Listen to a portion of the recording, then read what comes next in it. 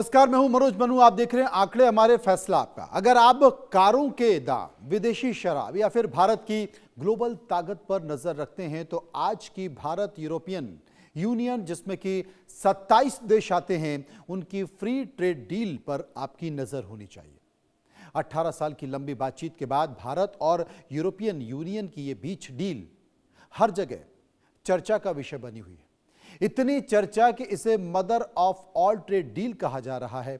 आखिर ऐसा क्या है इस समझौते में, जिसमें BMW और मर्सिडीज जैसी लग्जरी कारों पर टैक्स 110% से सीधे 10% तक आ जाएगा। तो आइए शुरू करते हैं। आंकड़े हमारे, फैसला आपका। आज 16वें भारत यूरोपियन यूनियन समिट के दौरान इस फ्री ट्रेड डील एग्रीमेंट का ऐलान हुआ। आज चौथी सबसे बड़ी अर्थव्यवस्था भारत और दूसरी सबसे बड़ी अर्थव्यवस्था यूरोपियन यूनियन जब साथ आए तो यह डील दुनिया की 25% GDP और करीब 1/3 ग्लोबल ट्रेड डील का हिस्सा बन गई।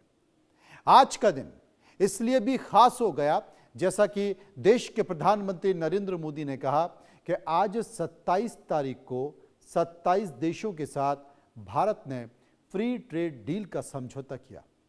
अब कहने में ये शायद सामान्य सा शब्द लगता है, लेकिन भारत के 140 करोड़ लोगों के लिए 99% से ज्यादा सामान यूरोपियन देशों में बेहद कम या बिना टैक्स के बिकेगा। मतलब आप समझ रहे हैं ना कि FTA से 43,000 करोड़ के टैरिफ कम हो जाएंगे। इसको ट्रंप के टैरिफ का मुंह तोड़ जवाब भी माना जा रहा है।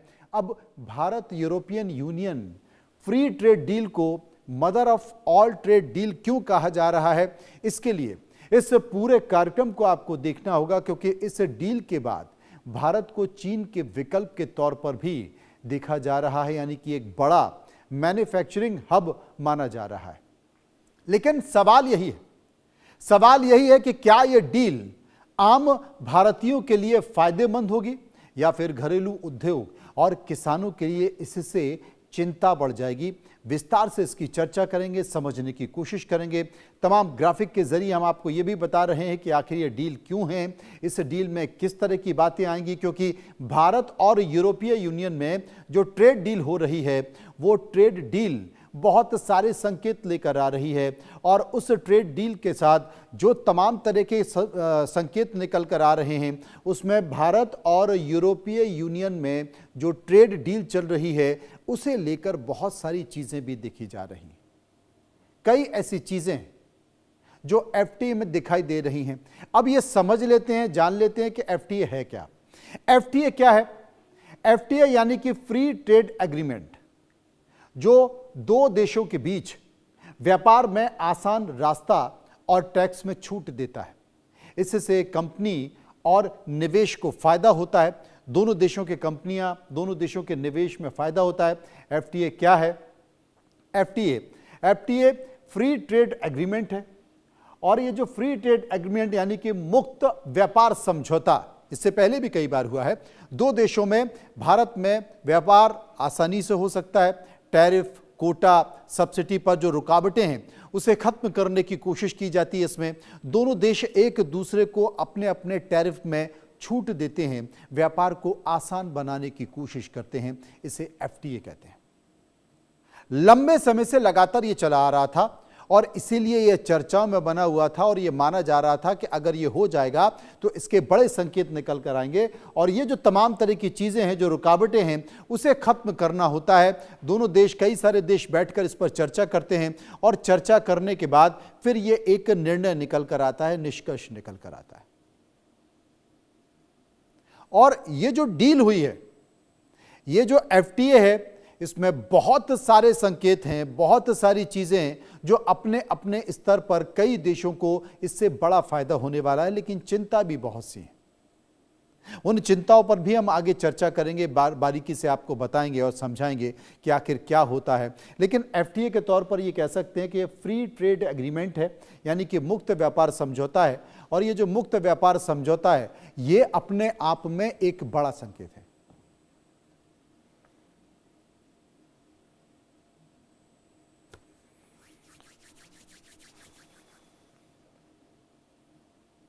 तो समझने की कोशिश करेंगे, जानने की कोशिश करेंगे। इस बीच बहुत सारे बयान भी हैं। आज देश के उद्योग मंत्री पीयूष गोयल ने इस पर बहुत कुछ कहा है, अपना पक्ष रखा है। लोगों की भी बहुत सारी प्रतिक्रिया निकल कर आ रही है। लोगों ने इस मसले पर क्या कहा है, गौर से सुनिए।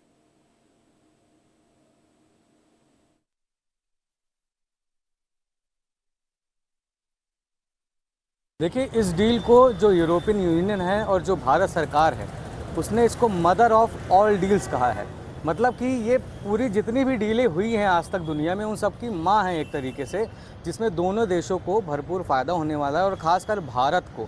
तो भारत के जो सेक्टर्स हैं, जैसे जो फिशरीज़ प्रोडक्ट्स हैं, लेदर के प्रोडक्ट्स हैं, जो गारमेंट्स होते हैं और ख़ासकर जो हैंडीक्राफ्ट्स हैं, उनमें टैक्स बहुत कम हो जाएगा। जो यूरोपीय देशों में जाकर बेचेंगे, यहाँ पे जो उन लोगों को बनाते हैं, जो प्रोडक्ट्स बनाते हैं, उन्हें अब उससे टैक्स नहीं देना पड़ेगा। इससे वो चीज़ें सस्ती हो जाएंगी। देखिए, जब हम ईयू डील की बात करते हैं और मौजूदा जो वैश्विक स्तर का जो परिवेश बना है, ट्रंप के तमाम सारे देशों पर टैरिफ लगाने के बाद खास तौर पर भारत पर जब टैरिफ लगाया तो सभी लगभग देश चौंक गए, क्योंकि भारत का बेहद करीबी माना जाता था America.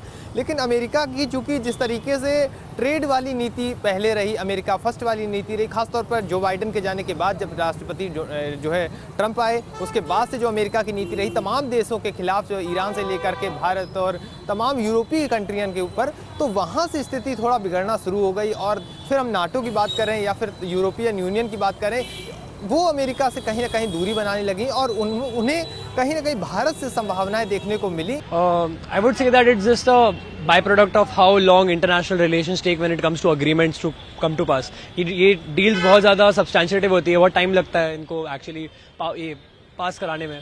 So I think it's a good move. Yes, I think India is substantially making itself more and more stronger when it comes to having a stance in the international economic community. I feel yes because tariff के वजह से India ने loss लिया है and ये deal की वजह से जो तकरीबन 2 डेकेड्स के लिए फंसी हुई थी अभी जाके हो गया है, तो आई फील इसके लिए अच्छा है। Power block yes I would say इससे इंडिया को एक अच्छा रिकग्निशन मिलेगा in terms of common commodities हैं, जैसे टी हो गया आपका, घरेलू सामान हो गया आपका, उसमें इंडिया को काफ़ी अच्छा बेनिफिट मिलेगा।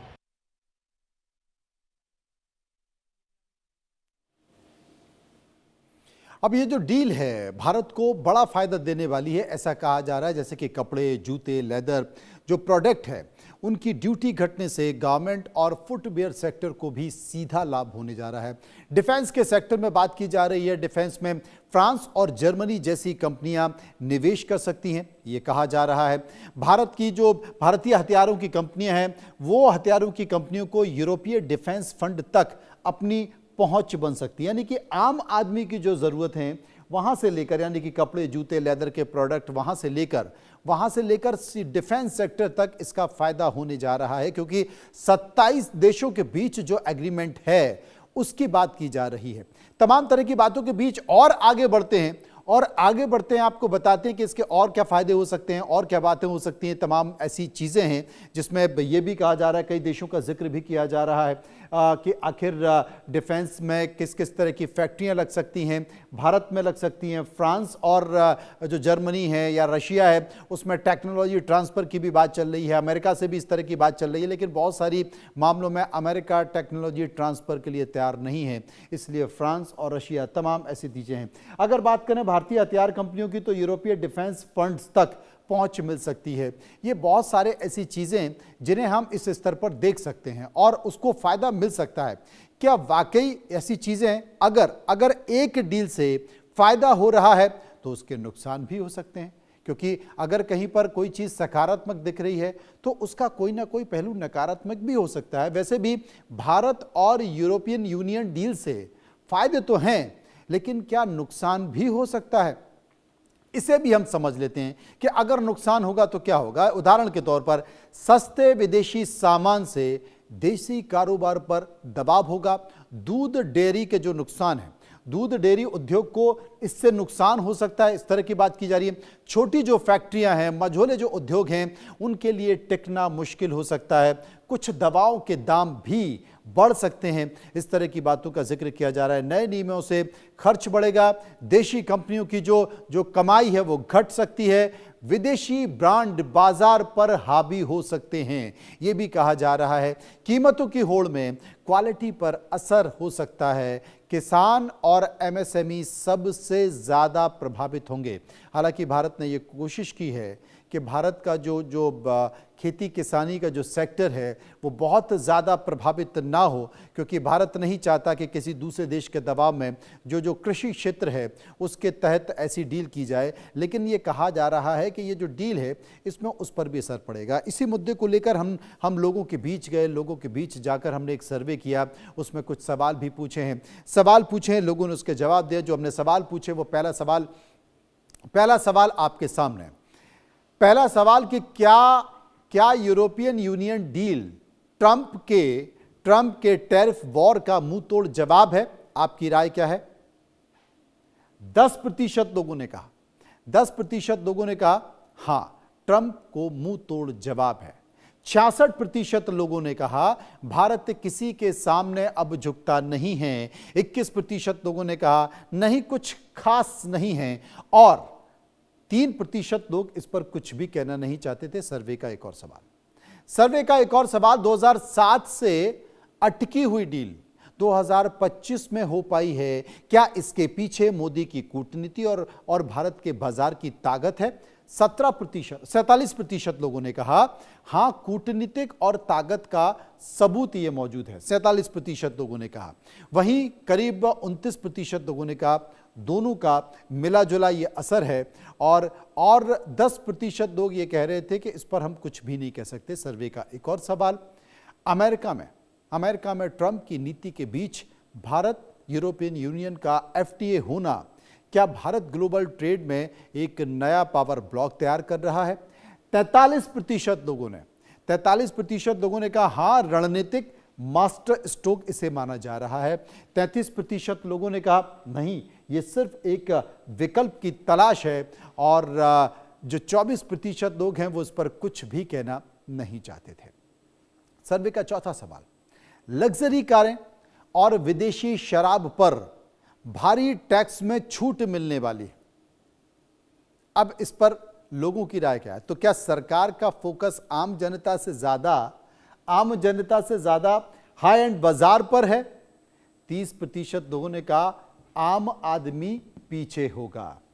22% लोग ये कह रहे थे नहीं, अर्थव्यवस्था के लिए ये जरूरी है, और 38% लोग इसे संतुलित फैसला मान रहे थे, और 10% लोग ये इस पर कुछ भी कहना नहीं चाहते थे। सर्वे का पांचवा सवाल, क्या भारत यूरोपियन यूनियन FTA से घरेलू उद्योगों को ग्लोबल मुकाबले के लिए मजबूती मिलेगी, या फिर सस्ते आयात से उन्हें नुकसान होगा?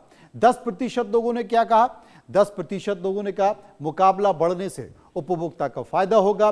44% लोगों ने कहा भारतीय व्यापारियों को मजबूती मिलेगी। 30% लोगों ने कहा नहीं, जैसा है वैसा ही चलता रहेगा, और 16% लोग ये कह रहे थे कि हम इस पर कुछ भी नहीं कह सकते।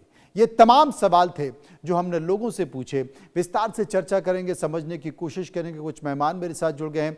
डॉक्टर कौशल कांत मिश्रा हैं, प्रवक्ता बीजेपी, डॉक्टर अजय उपाध्याय, प्रवक्ता कांग्रेस, मेरे साथ मौजूद होंगे। योगेंद्र कपूर अर्थशास्त्री हैं, और संजीव श्रीवास्तव विदेशी मामलों के जानकार हैं। सबसे पहले मैं जो व्यापार को समझते हैं, अच्छी तरह से व्यापार के बारे में